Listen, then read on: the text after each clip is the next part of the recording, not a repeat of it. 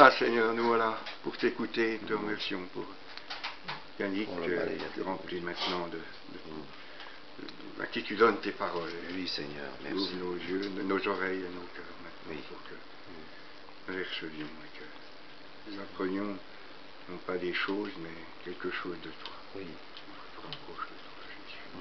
Amen. Amen. Amen. Merci. Alléluia. Gloire à Dieu. Peut-être juste avant. Ouais, ça y est, tout est bon. Juste une petite lecture concernant Bartimée. Un aveugle est au bord de la route, son nom est Bartimée. Il s'agit de la seule personne guérie par Jésus dans tout l'évangile dont le nom soit donné. Un constat qui doit nous inciter à nous arrêter sur l'étymologie, la signification de ce mot. Mot à mot, Bartimée signifie fils de Timée. Le fils de Timée porte donc le nom qui le désigne comme fils de son père. Étymologie de ce nom est l'araméen bar, fils, avec un nom d'origine grecque, sémitisé, Timéi. C'est fils d'honoré, car Timée en grec signifie honneur. Cet homme porte le nom d'un père ou d'un grand-père qui a été célèbre et honoré. Alors il y a le déshonneur de Bartimée, il jette son manteau, il jette ce qui représente son déshonneur. Alors il quitte un état pour aller vers un autre. Il choisit de regarder, d'aller vers Jésus. Et Jésus va lui redonner son honneur en le guérissant. Vous savez qu'être aveugle à cette époque, c'est quelque chose de terrible, d'être handicapé de quelque manière que ce soit. Et Jésus a redonné à Bartimée la dignité. Dieu veut te rendre ta dignité et te redorer ton blason. Te redorer ton blason. Mais c'est la grâce de Dieu, mais il faut quitter quelque chose. Il faut abandonner quelque chose qui est attaché à ce déshonneur. Alors le choix est pour chacun d'entre nous, parce que chacun d'entre nous, nous avons dû quitter quelque chose pour servir le Seigneur, pour le suivre. Celui qui aimera son père, sa mère, etc., plus que moi. Voilà. Donc on a besoin d'aller vers Jésus pour trouver l'honneur, trouver le rétablissement, la restauration, la guérison, la transformation. Les bénédictions sont en lui, mais pour cela il faut quitter pour aller et la trouver en lui, tout ce dont nous avons besoin. Voilà, c'était juste une parenthèse par rapport à ce qui a été dit ce matin. Et je crois que c'est important de le comprendre. Quand il y a des dons spirituels et quand le frère a donné cette parole, j'avais déjà, moi, avant qu'il la donne, j'avais déjà dans mon cœur la persévérance, manque de persévérance, qui empêche justement de recevoir et de vivre pleinement les choses de Dieu. Bartimée aurait pu rester assis. Il aurait pu rester assis, personne ne l'obligeait à se lever. Mais il a choisi. C'est toujours une décision personnelle. On ne peut pas nous obliger à nous lever, si je n'ai pas envie de me lever. Mais il a choisi lui-même parce qu'il voulait autre chose que cette vie-là. Celui qui voudra sauver sa vie, la perdra. Que servirait-il à un homme de gagner le monde? Vous avez plusieurs textes de la parole de Dieu qui nous parlent de ces choses-là. Choisir Jésus, c'est la plus belle des choses. Et il y a ces apôtres qui lui disaient, mais nous avons tout quitté pour toi. Et qu'est-ce qu'a répondu Jésus? Voilà, personne qui ayant quitté ne reçoive au centuple, etc. Il y a des choses, des promesses qui sont en lui. Alors ne t'inquiète pas, lorsque tu lâches quelque chose, tu ne vas pas perdre, mais tu vas gagner quelque chose de beaucoup plus grand. De beaucoup plus grand. Mais c'est une attitude de foi aussi. C'est la foi, on se jette un peu dans le vide là. Mais on sait que le Seigneur, il est fidèle. Mais c'est vrai, c'est un acte de foi. Ça, c'est compréhensible. C'est un acte de foi. Mais derrière cela, bien, il y a une grande bénédiction qu'on n'a pas encore en vue. Qu'on n'a pas encore en vue. Mais on sait que c'est possible. Qu'à lui, tout est possible.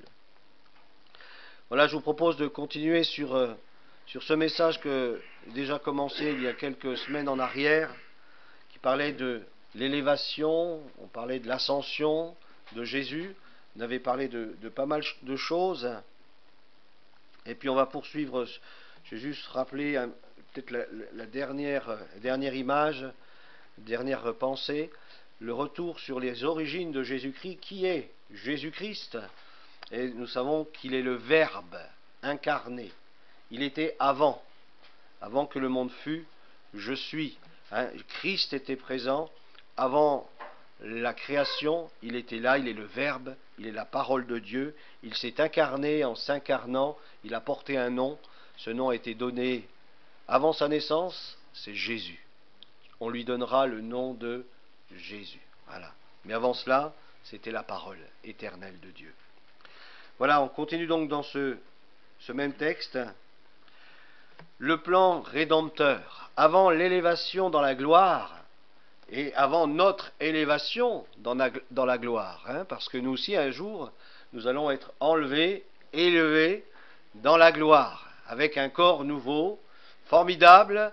Je ne sais pas si vous imaginez, on a du mal, mais c'est pourtant une réalité, un corps glorieux, à tel point qu'on verra même plus les rides sur votre visage, tellement ce corps est glorieux. On ne verra aucun défaut, formidable, aucun défaut. Mais par contre, vous pourrez manger, vous pourrez boire, vous pourrez goûter les choses, sentir les choses, on sera formidablement transformé par la puissance de Dieu. Ça, c'est une promesse extraordinaire. Nous le verrons tel qu'il est, nous verrons les uns les autres. Alors j'espère qu'on va se reconnaître malgré ce rajeunissement, mais j'espère qu'on va se reconnaître, je pense. Mais ça va être quelque chose quand même de glorieux. Mais avant cette élévation-là, il nous faut passer par un autre chemin. Il nous faut passer par le chemin de la souffrance, de l'abandon, la marche par la foi. La marche par la foi, ce n'est pas une marche dans un chemin semé de pétales de rose, il y a aussi des épines. Et parfois, c'est difficile, parfois on trébuche, parfois, on perd de vue. Vous vous souvenez, j'aime beaucoup ce film du voyage du pèlerin. Mais on perd de vue un peu notre destinée éternelle, et puis on a tendance parfois à essayer de prendre des raccourcis. Mais fin de compte, ces raccourcis ne servent à rien. Il faut revenir à l'endroit où on a changé de chemin pour reprendre le bon chemin. Alors on perd du temps, mais ça nous enseigne aussi, et ça permet aussi à nous de rendre témoignage à ceux qui nous entourent en leur disant, mais écoute, tu perds du temps, ne va pas dans cette voie-là, c'est une voie qui te mène à rien, c'est un cul-de-sac. Reviens dans le sentier de Dieu et reprends cette direction-là, et tu verras que le Seigneur va te conduire, va t'accompagner, et tu verras la gloire de Dieu sur ce chemin de vie. Avant l'élévation donc, dans la gloire, Christ doit être élevé sur une croix. Extraordinaire, En vue la gloire, je retourne auprès de toi, Seigneur, là où j'étais auparavant, mais avant cela, il y a la croix. Terrible, Nous, on a du mal peut-être à s'imaginer ce moment, mais ça a dû être vraiment éprouvant. D'ailleurs, dans le texte qui nous parle du temps dans le jardin de Gethsémanée nous en parle, de ce cœur angoissé, de tous ces... Et c'est normal. Un chrétien, c'est normal qu'il ait peur, même si Jésus dit « n'aie pas peur ». Et c'est normal qu'un chrétien aussi parfois peut être un peu incrédule par rapport à certaines choses. Jésus dit « ne sois pas incrédule, mais crois ». Il ne le dit pas à des païens, il le dit à un disciple qu'il l'a vu ressusciter.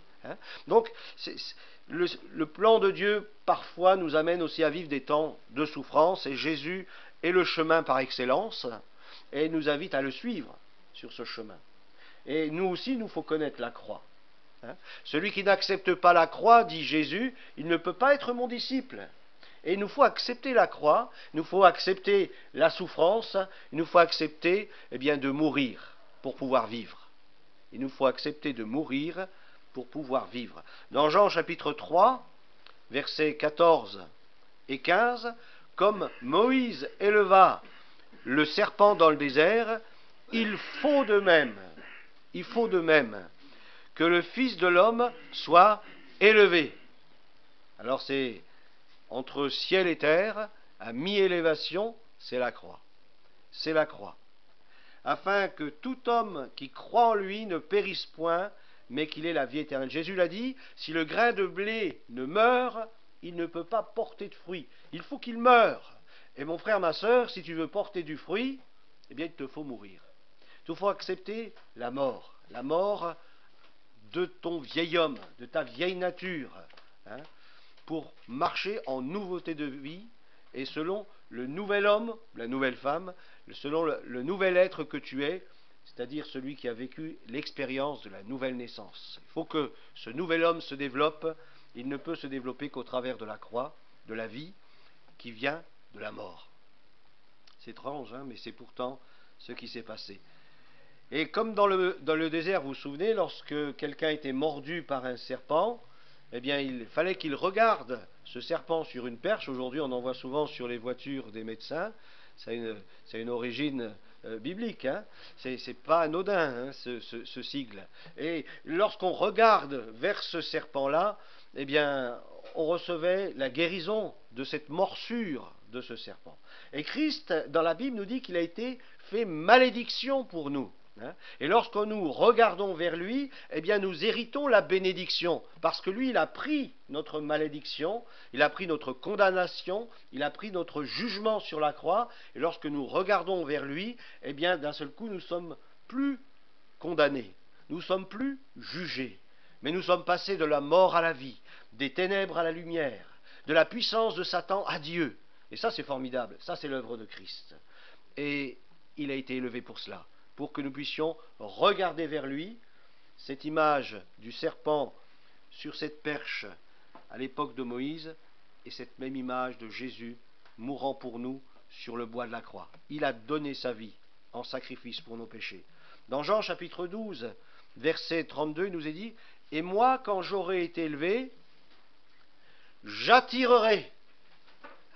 Et quand on retrouve d'autres textes de la parole de Dieu, il nous dit qu'il nous attire à lui par des cordages d'amour. Alors, on est attiré par des cordages d'amour à venir à la croix. Vous vous rendez compte? C'est quand même extraordinaire. Et là, lorsque nous sommes devant la croix, qu'est-ce qui se passe? Eh bien, il y a une conviction de péché qui vient du Saint-Esprit. Parce que nous obéissons à Dieu en nous laissant conduire à la croix. Et là, le Saint-Esprit vient. Vous savez, dans toutes les bénédictions divines, il y a toujours une obéissance. Toujours une obéissance. D'ailleurs, celui qui croira et qui sera baptisé sera sauvé. Celui qui croira et qui ne sera pas baptisé, voilà, on lui laisse le temps de se faire baptiser, parce que sinon c'est chaud pour lui. Mais c'est l'obéissance. C'est important, l'obéissance. La foi doit se prouver. Et si je crois, je décide de m'engager dans les eaux du baptême. Ça montre par là que ma foi est réelle. Sinon, c'est une foi fictive qui ne sert à rien. Et nous avons besoin de nous engager. Et dans toutes les choses de notre vie chrétienne, le Seigneur nous demande une obéissance.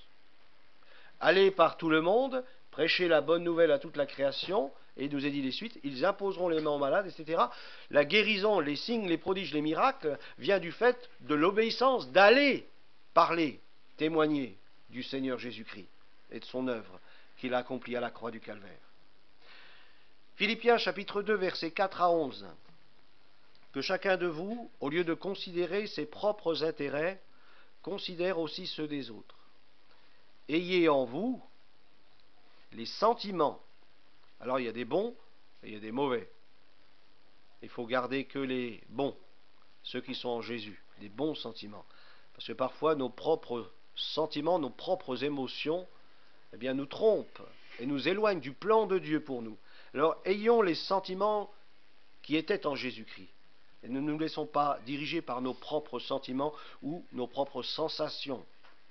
Ayez en vous les sentiments qui étaient en Jésus-Christ, lequel, existant en forme de Dieu, n'a point regardé comme une proie arrachée d'être égal avec Dieu, mais il s'est dépouillé lui-même. Personne ne l'a dépouillé.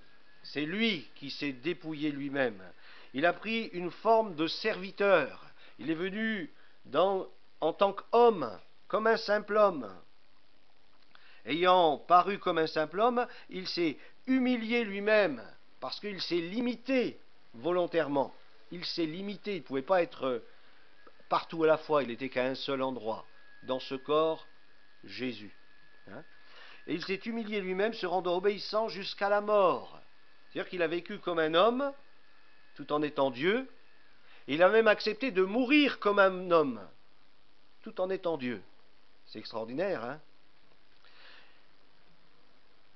Ayant paru comme un simple homme, il s'est humilié lui-même, se rendant obéissant jusqu'à la mort, même jusqu'à la mort de la croix.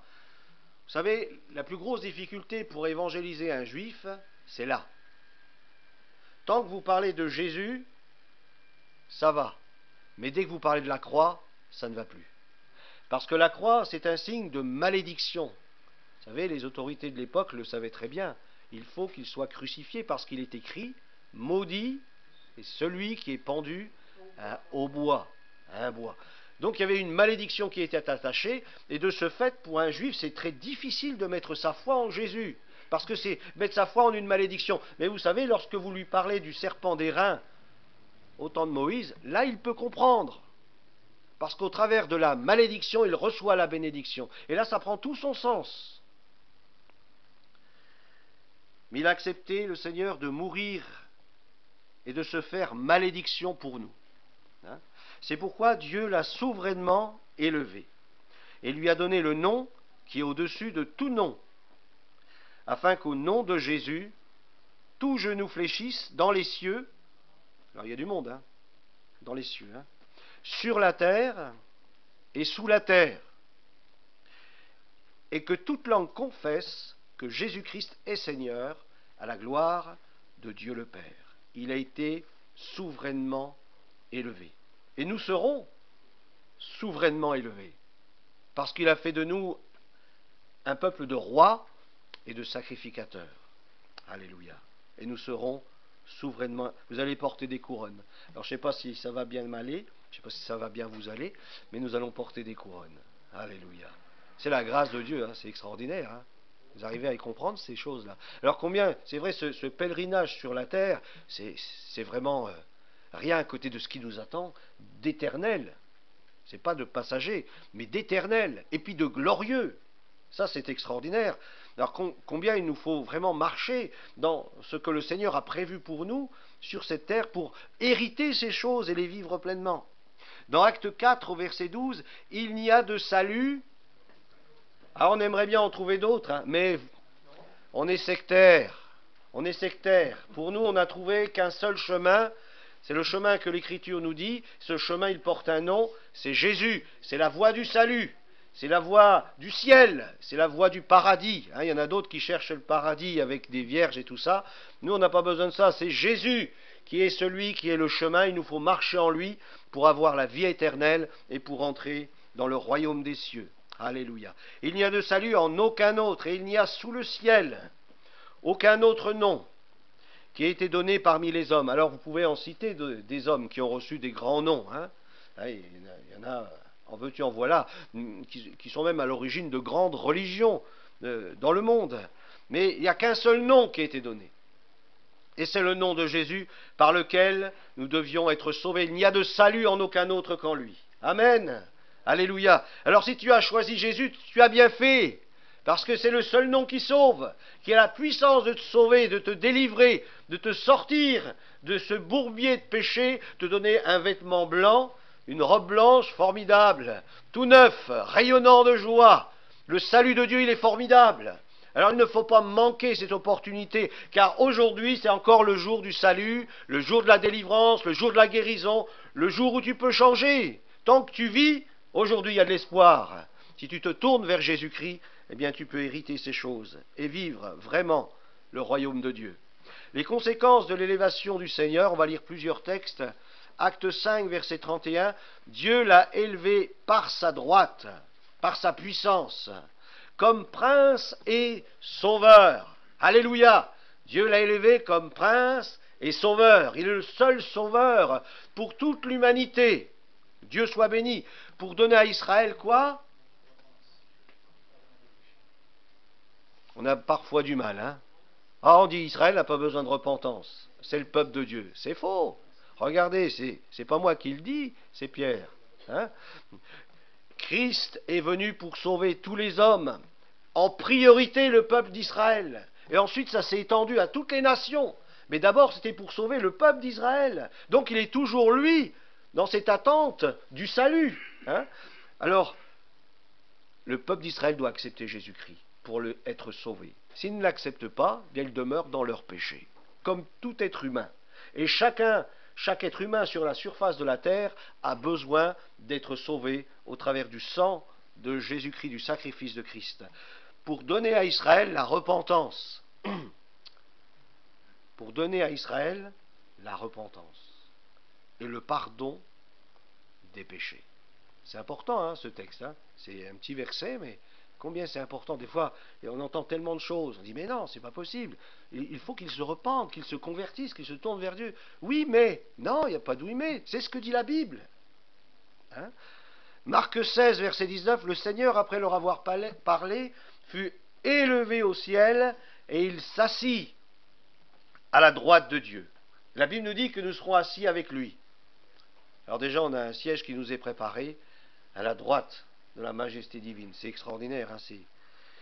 Matthieu 26, verset 64, Jésus lui répondit, tu l'as dit, et même je vous le déclare. Dès maintenant, vous verrez le Fils de l'homme assis à la droite de la puissance de Dieu et venant sur les nuées du ciel. Jésus cite un passage de Zacharie, chapitre 14.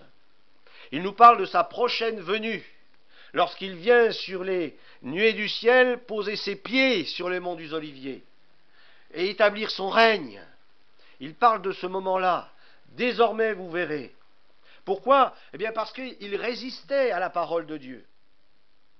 Eh bien, ceux qui résistent à la parole de Dieu, un jour, ils verront, parce qu'ils n'auront pas été enlevés avant, ils verront le Seigneur poser ses pieds sur le mont des Oliviers pour établir un jugement. La Bible nous parle d'un jugement des nations.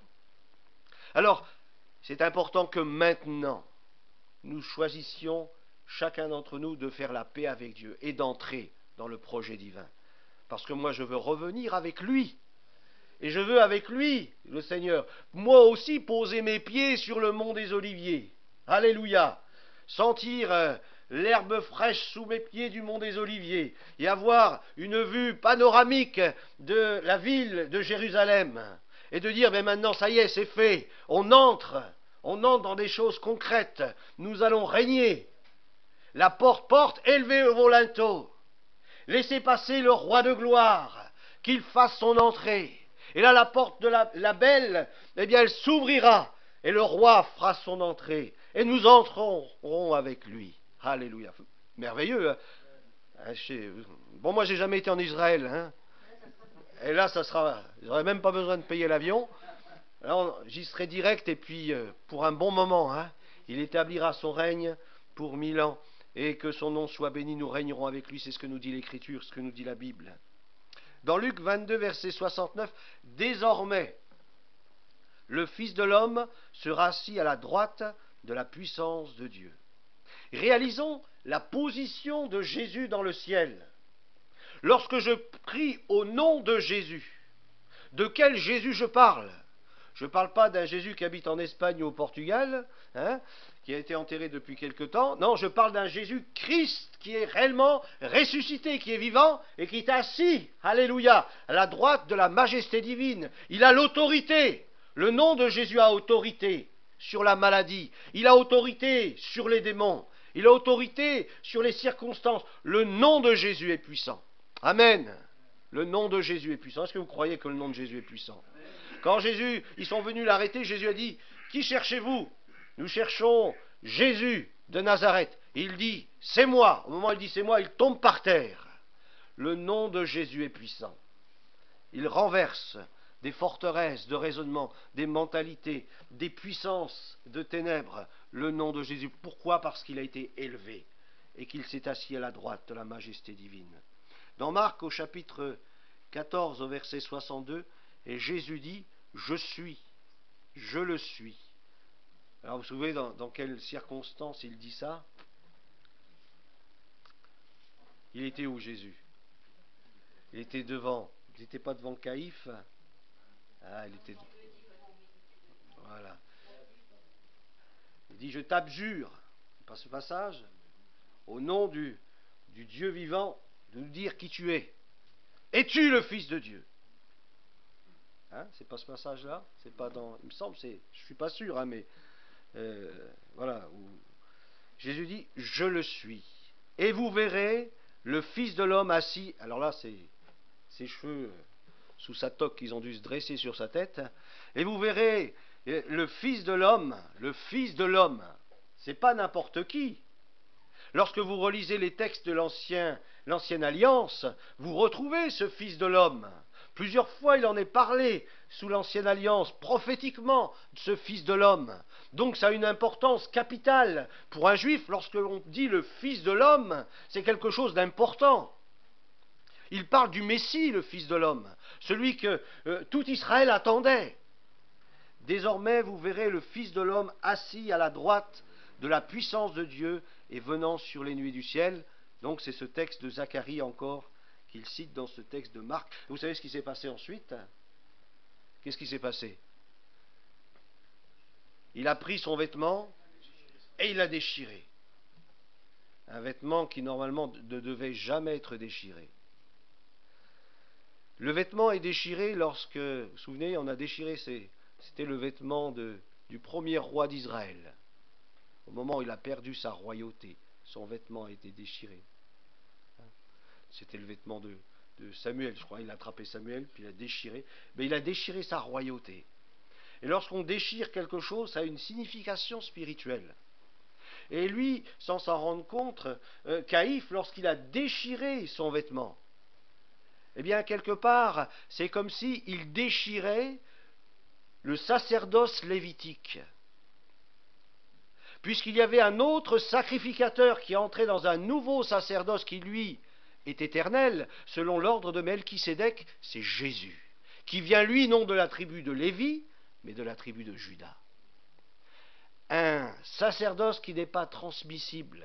D'ailleurs, la preuve en est, c'est que lorsque Jésus était à la croix, les soldats n'ont pas déchiré son vêtement, mais ils l'ont gardé entier. Ils l'ont tiré au sort. Ils n'ont pas déchiré sa tunique, parce que Christ est ce sacrificateur éternel, établi sur la maison de Dieu qu'on retrouve dans le texte des Hébreux. Non, ensuite, dans un autre texte, enfin toujours dans Acte 7, verset 55, il nous est dit « Mais remplis du Saint-Esprit, les yeux attachés au ciel », j'aime beaucoup ce verbe, les yeux attachés au ciel. Ah, je ne sais pas que vous avez vos yeux attachés. Déjà, je ne savais même pas qu'on pouvait attacher des yeux. Mais voilà, Acte 7, 55. Mais remplis du... Et je crois qu'on peut avoir les yeux attachés au ciel à une condition, que si nous sommes remplis du Saint-Esprit. C'est extraordinaire. Hein. Lorsqu'on est rempli du Saint-Esprit, nos yeux sont comme attachés vers le ciel. Ils sont comme fixés sur le ciel. Lorsque tu es rempli du Saint-Esprit, tu ne peux avoir que les yeux tournés vers le ciel. Tu es tellement rempli de joie et de paix que tes yeux ont une orientation. Tu vois la gloire de Dieu, tu vois le royaume de Dieu, tu vois l'impossible devenir possible. Alléluia. Lorsque tu es rempli du Saint-Esprit. Les yeux attachés au ciel. Il vit quoi? Alors c'était qui? Étienne. Alors il était dans son fauteuil, hein, il regardait la télé, et puis à un moment donné, il vit... Ah ben non, il n'y a pas la télé. Bon, voilà. Et non, qu'est-ce qu'il était en train de faire quoi, Étienne? Il était en train de se faire lapider. Non, au milieu de la souffrance. Alors, mon frère, ma sœur, on parle de Bartimée ce matin. Au milieu de ta souffrance, où as-tu tes yeux attachés? Sur ta souffrance? Sur ce qui te manque? Sur ce que tu n'as pas? Mais lui, Étienne, avait les yeux fixés vers le ciel parce qu'il était rempli du Saint-Esprit. Il était attaché au ciel. Alors, lorsque tu es attaché au ciel, peu importe les choses, les difficultés, parce que tu sais où tu vas. Et je vous dis une chose, c'est très important de savoir où l'on va. Vous connaissez cette chanson, hein, c'était Gilbert Ringelbach, hein, il parlait du train, hein, tchou-tchou, tchou-tchou-tchou, hein, hein, j'étais dans le mauvais train et je filais tout droit, hein, croyant que j'allais à un endroit, mais fin de compte j'allais à un autre endroit. Alors, mon frère, ma sœur, dans quel endroit vas-tu? Es-tu sûr de ta destination? Es-tu dans le bon train? As-tu fait les bons choix? Et aujourd'hui, tu as encore la possibilité de le faire, de faire ce bon choix. Et c'est important de faire les bons choix avec le Seigneur et de le choisir lui. Alors il vit la gloire de Dieu. Est-ce que tu veux voir la gloire de Dieu? Nous voulons tous voir la gloire de Dieu, mais il y a une obéissance à cela. Il y a une obéissance à cela. Et si nous voulons voir la gloire de Dieu, eh bien, il y a d'abord une obéissance. Mais lorsque je décide d'obéir au Seigneur, eh bien, je peux m'attendre à voir la gloire de Dieu. Amen. Crois et tu verras. Croire, c'est important. De croire dans le Seigneur, de mettre toute sa foi en lui. Crois et tu verras la gloire de Dieu. Crois-tu que je puisse faire cela? A posé le Seigneur une question. Bien oui, Seigneur, je le crois. Et oui, je le crois. Alléluia. Il vit la gloire de Dieu. Et lorsqu'il vit la gloire de Dieu, qu'est-ce qu'il a vu? Il a vu Jésus. Alors, il y en a d'autres qui ont dû avoir leurs cheveux qui se sont dressés sur la tête. Hein. Il vit la gloire de Dieu, il vit Jésus debout à la droite de Dieu et il dit, voici, je vois les cieux ouverts et le Fils de l'homme debout à la droite de Dieu. Alors s'il y avait l'équipe à Caïphe qui était là, puis qui avait entendu quelques jours avant Jésus le dire dans le Sanhédrin, ça a dû leur faire tout un choc. Hein. Ça a dû leur faire tout un choc.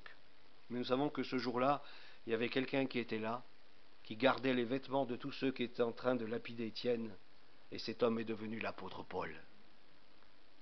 Comme quoi, à un moment donné, lorsqu'il a vu un témoin comme celui-là, soit c'était du vrai, ou soit c'était vraiment quelque chose d'énorme, hein, du faux, mais cet homme, Saul de Tarse, au bout d'un moment, lorsqu'il a rencontré Jésus sur le chemin de Damas, a bien compris que cet homme, ce qu'il avait vu, c'était vrai. Il a vu vraiment la gloire de Dieu. Et Jésus debout, à la droite de la majesté divine. Alléluia. Acte 2, 33. Élevé donc à la droite de Dieu, ayant reçu du Père la promesse du Saint-Esprit. Parce qu'il ne nous a pas laissés seuls. Il est parti, mais il ne nous a pas laissés seuls. Hein? La promesse du Saint-Esprit. Il l'a répandue, ce que vous voyez et entendez. La promesse du Saint-Esprit, elle se voit et elle s'entend. Ce n'est pas simplement de la voir, mais aussi on l'entend. L'expérience, comment pouvons-nous savoir si quelqu'un a vécu ou vit la réalité du baptême du Saint-Esprit? C'est parce qu'on l'entend. Comment donc les entendons-nous parler? Voilà. Et lorsque Pierre a prêché à Corneille, comment est-ce qu'il a vu qu'ils ont reçu le Saint-Esprit? C'est parce qu'ils se sont mis à parler en langue. C'était un témoignage audible. Il y a le témoignage visuel, mais il y a le témoignage audible. Hein. Alors, ayant reçu la promesse du Saint-Esprit, il a répandu ce que vous voyez et entendez maintenant. Romains 8, 34. Qui les condamnera? Christ est mort, de plus il est ressuscité, il est même assis à la droite de Dieu, et comme l'a dit notre frère ce matin, et il intercède aussi pour nous. Alléluia. Ce qui est étonnant dans le sacrificateur de l'ancienne alliance, c'est qu'on retrouvait sur son pectoral le nom des 12 tribus d'Israël. Eh bien, sache qu'aujourd'hui, dans la nouvelle alliance, avec un autre souverain sacrificateur venant de la tribu de Juda, et qui lui est souverain selon l'ordre de Melchisédek, c'est-à-dire une sacrificature qui ne terminera pas, qui ne changera pas, qui est éternelle, eh bien, il porte sur son cœur, il porte ton nom. Il prie pour toi. Comme Jésus a pu le dire à Pierre, j'ai prié pour toi. Et il le dit à toi ce matin, j'ai prié pour toi. J'ai prié pour toi, Francis. J'ai prié pour toi, Christian. J'ai prié pour toi, Michel. J'ai prié pour toi. J'ai prié pour toi, Samuel. J'ai prié pour vous, mes frères et sœurs. J'ai prié pour vous. Il intercède pour nous. Je sais que pour moi, il a dû beaucoup intercéder. Je ne sais pas pour vous, mais pour moi, il a dû beaucoup intercéder. Hébreux 1, chapitre 1, verset 3. Et qui, étant la splendeur de la gloire et l'empreinte de sa personne, la personne de Dieu, et soutenant toutes choses par sa parole puissante, ayant opéré par lui-même la purification des péchés, ayant opéré par lui-même, parce que lorsqu'il est entré dans le temple, pas dans le temple de Jérusalem de l'époque, mais dans le temple céleste, il est entré dans la présence du Père. Et là, entre les deux anges, entre les deux chérubins, il y avait un endroit, et là Jésus y a versé son sang. Vous vous souvenez, dans le temple, le sacrificateur entrait, le souverain sacrificateur, une fois par année, et il devait, d'ailleurs avec ses petites clochettes après ses vêtements, et puis il devait verser le sang sur le propitiatoire. Eh bien, Jésus est entré dans le ciel qui est fait, il n'est pas fait de main d'homme, dans la présence du Père, et là il a répandu son propre sang sur ce propitiatoire à la vue des anges, à la vue du ciel. J'ai payé, j'ai donné ma vie, mon sang a été versé. Il n'y a pas de sang plus précieux que le sang de Jésus-Christ pour nous laver, nous purifier de tous nos péchés. Alléluia. Il s'est assis à la droite de la majesté divine dans les lieux très hauts. Et quand il dit dans les lieux très hauts, ça veut dire qu'il y a des lieux très hauts. Il y a des lieux moins hauts, mais il y a aussi des lieux très hauts, pour parler justement de cette souveraineté. Hébreux 10, 12, toujours dans ce même thème, mais lui, ayant offert un seul sacrifice pour les péchés, s'est assis pour toujours à la droite de Dieu. Il est l'intercesseur parfait, on en a parlé, et là dans Hébreux 7, versets 25 et 26, c'est aussi pour cela il peut sauver parfaitement. Tout à l'heure on a parlé, une moitié de chrétiens, ça n'existe pas. Il peut sauver parfaitement. Il n'y a pas une moitié qui va aller dans le... Alors je vais être encore plus, encore plus taquin. Alors la tête dans le ciel, du cou jusqu'à la ceinture au purgatoire, elle reste en enfer. Ça n'existe pas. Je sais qu'il y en a qui prêchent ça. Il y en a qui osent. Voilà. Non. Il sauve parfaitement, entièrement, pleinement. Le salut, il est complet en Jésus. Mais il nous faut travailler à notre salut. Il nous faut demeurer dans ce salut. Il faut entretenir ce salut. Combien de textes nous en parlent? Et ne pas abandonner. Ne pas abandonner. Il peut sauver parfaitement ceux qui s'approchent de Dieu par lui, étant toujours vivant. Il est ressuscité. Il est réellement vivant. Il est ressuscité. Gloire à Dieu pour intercéder en leur faveur, en ta faveur. Il nous convenait en effet d'avoir un souverain sacrificateur comme lui, saint, innocent, sans tache, séparé des pécheurs et plus élevé que les cieux. Un autre texte nous dit, d'autres textes nous parlent, il est adoré. Matthieu 28, verset 9, et voici que Jésus vint à leur rencontre et dit, je vous salue. Elles s'approchèrent pour saisir ses pieds et elles l'adorèrent. Est-ce que tu adores Jésus? Oh, moi j'adore le Père. Ouais.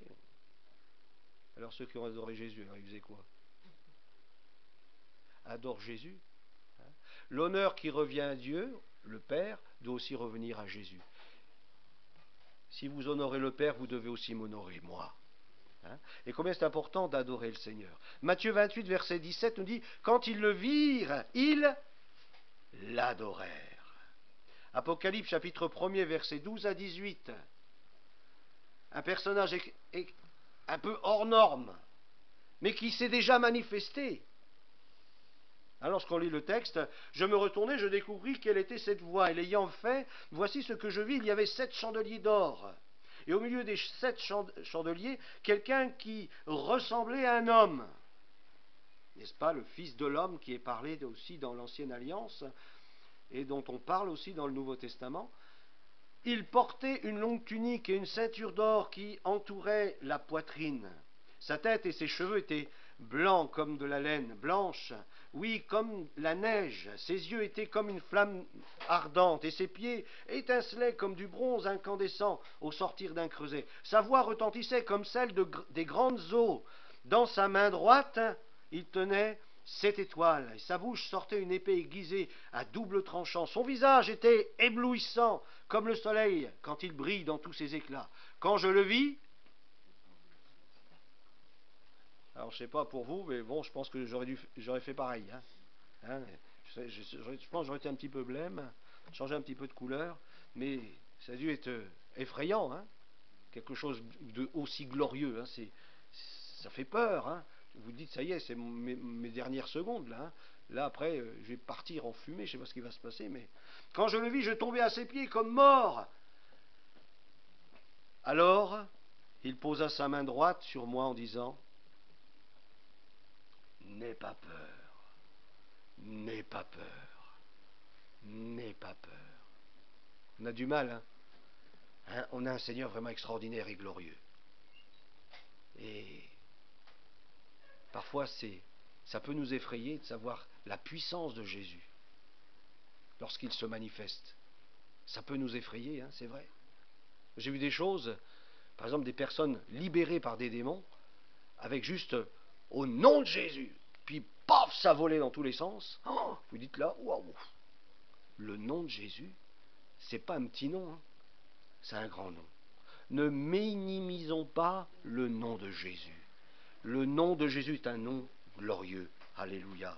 Et il posa ses pieds, je tombais à ses pieds comme mort, et il posa sa main droite sur moi en disant, n'aie pas peur, moi je suis le premier, le dernier, le vivant, j'étais mort, et voici. C'est bien de parler de Jésus sur la croix, mort pour nos péchés, c'est bien, c'est le message du salut. Mais n'oublions pas, il est ressuscité, il est vivant, il est glorieux. Ne nous arrêtons pas à la croix, allons plus loin que la croix. Et réalisant qu'aujourd'hui encore, il peut agir dans ta vie, il peut se manifester parce qu'il est vivant. Parce que le nom de Jésus est puissant. Alléluia. J'étais mort, et voici, je suis vivant. Je suis vivant pour l'éternité. Je tiens les clés de la mort. Alors si tu as un problème avec la mort, va voir Jésus. Parce que c'est lui qui a les clés. C'est pour cela qu'on peut ressusciter des morts par le nom précieux, puissant du nom de Jésus. Parce que c'est lui qui a les clés. Alléluia. Est-ce que vous le croyez que c'est lui qui a les clés? Amen. Il a les clés. Sinon on ne pourrait pas ressusciter des morts, hein, les morts. Hein. On ne pourrait pas leur dire au nom de Jésus, lève-toi.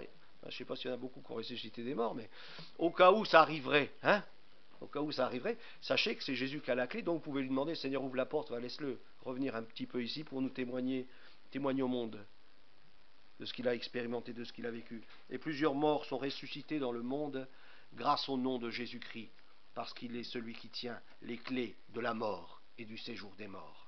Luc 24, verset 50, il les conduisit vers Béthanie, puis ayant levé les mains, il les bénit, pendant qu'il les bénissait et qu'il les quitta, il fut enlevé au ciel. Quant à eux, après l'avoir adoré, ils retournèrent à Jérusalem remplis d'une grande joie. Ils étaient constamment dans le temple, louant et bénissant Dieu. Alléluia. Gloire au Seigneur. On va conclure, avant qu'il ne soit trop tard. 1 Timothée 2,5, car il y a un seul Dieu. Alors tout le monde est d'accord. Vous pouvez aller dans une réunion œcuménique, ils sont tous d'accord. Il y a un seul Dieu. Tout le monde est d'accord. Unissons-nous, il n'y a qu'un seul Dieu. Mais bon, la deuxième partie du verset, voilà, ça pose un problème.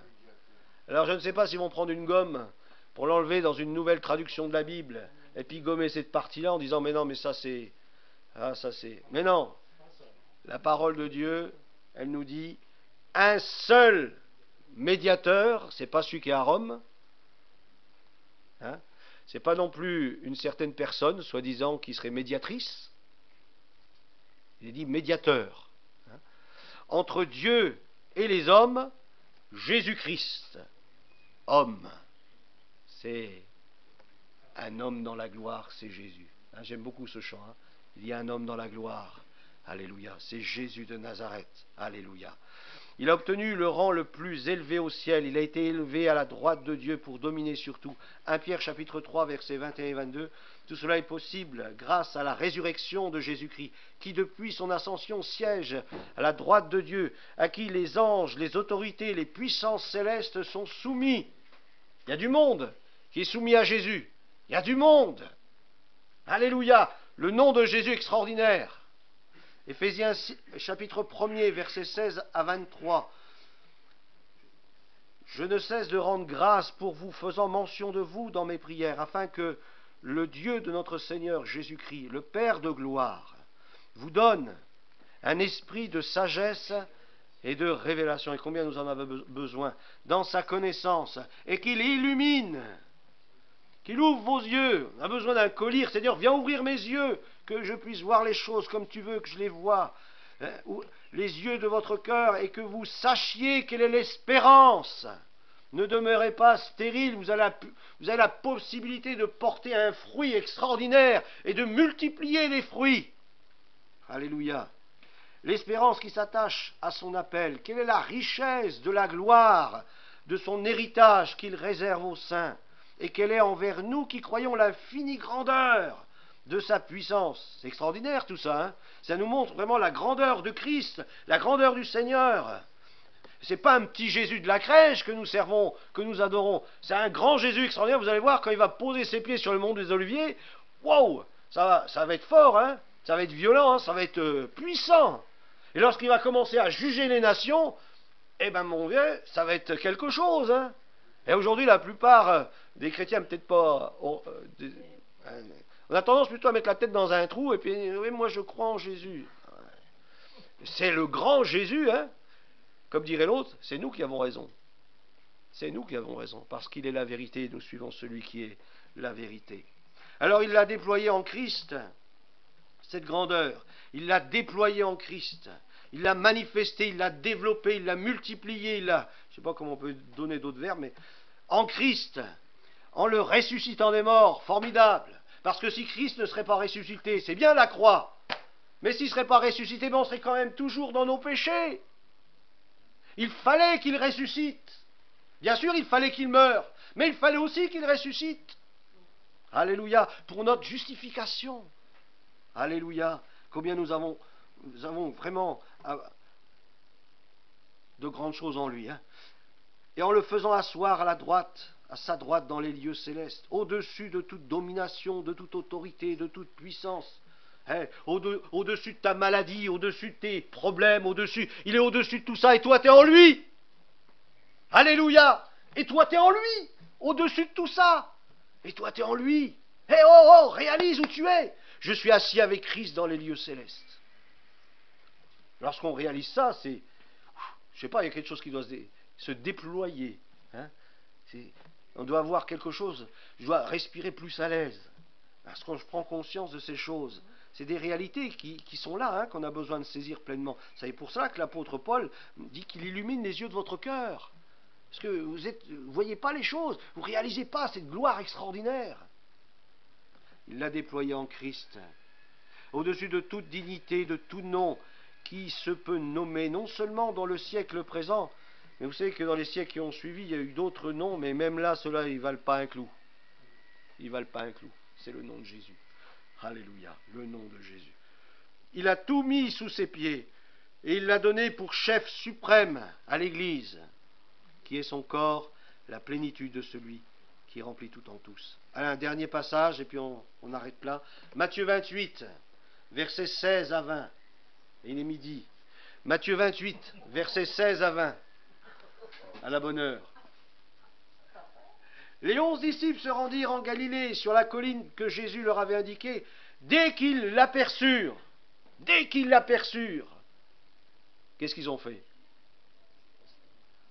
Ils l'adorèrent. Dès qu'ils le virent, ils l'adorèrent. Ils n'ont pas dit « Ah, salut mon pote, hein ?» Souvent, on voit ça dans les églises évangéliques. « Ah, ben Jésus, c'est ton pote. C'est ton petit pote. Hein » Mais non. C'est le maître. C'est le roi. C'est le Seigneur. Se prosterner, l'adorer. Hein? Jésus, c'est pas un copain. Il est le roi de gloire. Alléluia. Et si c'était le meilleur copain de Jean, vous avez vu comment Jean il s'est tenu devant le Seigneur? Pourtant, c'était son meilleur copain. Hein? Le disciple que Jésus aimait. Il le dit souvent. Hein? Et pourtant, quand il a vu Jésus, il s'est effondré devant lui. Réalisons qui nous servons. Il est vraiment le Seigneur. On ne peut pas se comporter n'importe comment quand on sert le Seigneur. Alléluia. Quelques-uns cependant eurent des doutes. Alors Jésus s'approcha d'eux et leur parla ainsi: j'ai reçu. Alors y a-t-il quelque chose qu'il n'a pas reçu? Tout pouvoir. Il a reçu tout pouvoir. Et ce pouvoir-là, il est en celui qui a reçu Christ. Tu as reçu un pouvoir extraordinaire, parce que Christ vit en toi. Et la Bible nous dit que celui qui est en toi, il est plus grand que celui qui est dans le monde. Pourtant, celui qui est dans le monde, il est balèze. Hein. Ah oui, vu le nombre de gens qui le suivent, qui l'adorent, se prosternent devant lui et obéissent à chacun de ses gestes, mais celui qui est en nous, alors je ne sais pas si toi tu es grand, mais en tous les cas, celui qui est en toi, lui, il est grand. Lui, il est grand, il est glorieux. Alors t'imagines le pouvoir que tu peux avoir. Tu es un enfant de Dieu, tu es un ambassadeur du ciel, du royaume de Dieu. Le diable doit te craindre. Il doit te craindre. Pourtant, il a une puissance extraordinaire. Hein. Mais toi, petit soldat du Seigneur, il te craint. Il a peur de toi. Il ne faut surtout pas que tu réalises qui tu es. Surtout, dis-toi que tu es un petit chrétien qui n'a pas de force, pas de puissance. Seigneur, aide-moi, secours-moi. Surtout, n'oublie pas de dire que tu n'as pas de pouvoir. Surtout, tu ne peux rien faire. Parce que Jésus n'est pas là, et Jésus l'a dit, hein. Sans moi, vous ne pouvez rien faire, il n'est pas là. Donc tu ne peux rien faire. Le diable, comment il tortille les chrétiens, incroyable. Et nous, on plonge. On croit plus facilement au mensonge qu'à la vérité. Celui qui est en toi est plus grand que celui qui est dans le monde. Réalise le pouvoir qui est en toi. Christ en toi. Allez, Christ en nous. Connaissez ce texte? Christ en nous. Christ en nous. L'espérance de la gloire. Alléluia. Et la gloire extraordinaire du Seigneur peut se manifester. Aujourd'hui, dans ceux qui nous entourent, on peut voir la gloire de Dieu. Crois et tu verras la gloire de Dieu. N'attends pas d'être dans l'éternité pour voir la gloire de Dieu. Mais dès maintenant, tu peux voir la gloire de Dieu. Allez donc dans le monde entier. Hein. C'est pour ça que Jésus, avant, il explique les choses. Hein. D'abord, ils adorent le Seigneur. Jésus dit, j'ai tout pouvoir. Je vais vous envoyer quelqu'un, un autre moi-même, et il sera en vous. Donc vous aurez aussi le pouvoir, vous aurez la puissance, puisque vous êtes mes disciples, parce que vous marchez dans mes traces, parce que vous êtes attachés à moi, parce que... Ouais, donc vous aussi, vous allez manifester, dégager la puissance du royaume de Dieu au travers de vos vies. Alors je dis maintenant, allez. Allez. Allez dans le monde entier. Faites des disciples parmi tous les peuples. Baptisez-les au nom du Père, du Fils et du Saint-Esprit, et apprenez-leur à obéir à tout ce que je vous ai prescrit. Et voici, je suis avec vous. Alors des fois on a du mal, on dit oui mais cette parole-là c'était pour les disciples de l'époque, parce qu'il était là, je suis avec vous. Ouais mais non, il a dit jusqu'à la fin du monde. La fin de ce monde, jusqu'à la fin de ce monde, il est avec nous. Et à un moment donné, il nous prendra avec lui. Alléluia. Le Seigneur est avec toi, mon frère, ma soeur. Alors ne crains pas. Ne promène pas des regards inquiets. Ne sois pas dans la tristesse. Ne sois pas sous un nuage noir, sous une oppression quelconque. Ne laisse pas le diable t'opprimer. Ne laisse pas l'ennemi te faire croire à des mensonges. Jésus est la vérité. Choisis de le suivre. Il a reçu tout pouvoir et il vit en toi. Il a promis d'être avec toi, même dans ton épreuve, dans ta difficulté. Simplement, saisis avec foi cette autorité que tu as en lui. Alléluia. Seigneur notre Père, notre Dieu, nous voulons te bénir parce qu'au travers du nom de Jésus, nous avons autorité sur toute la puissance des ténèbres. Nous a donné l'autorité pour marcher sur les scorpions, sur les serpents, sur toute la puissance de l'ennemi. Et tu dis, il n'y a pas de retour de manivelle. Et rien ne pourra vous nuire. Rien ne pourra vous nuire. C'est à nous de demeurer dans la foi, de demeurer dans les choses que nous avons reçues de lui. Il nous a délégué une autorité, il nous a délégué une puissance, il nous a envoyé le Saint-Esprit pour être avec nous et pour être en nous. Et nous sommes ouvriers avec Dieu. Alléluia.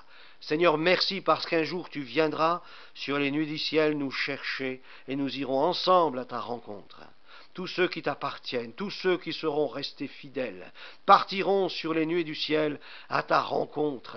Et quelque temps plus tard, quelques années plus tard, nous reviendrons avec toi et nous poserons nos pieds sur le mont des Oliviers. Et là tu établiras ton règne, tu te manifesteras publiquement, Seigneur, comme le roi des rois et le Seigneur des seigneurs. Et nous serons avec toi, et nous régnerons avec toi, et tu nous donneras, Seigneur, une autorité sur les nations. Et nous te bénissons parce que nous avons des promesses extraordinaires. Si nous demeurons fidèlement attachés à ta parole, et que nous marchions dans ce que tu as préparé pour nous.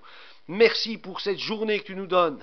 Merci pour ces temps que tu nous donnes, où encore aujourd'hui nous pouvons annoncer ton message avec puissance et autorité, parce que celui qui est en nous, il est plus grand que celui qui est dans le monde. À toi la gloire et l'honneur, notre Dieu, dans le nom de Jésus-Christ. Amen.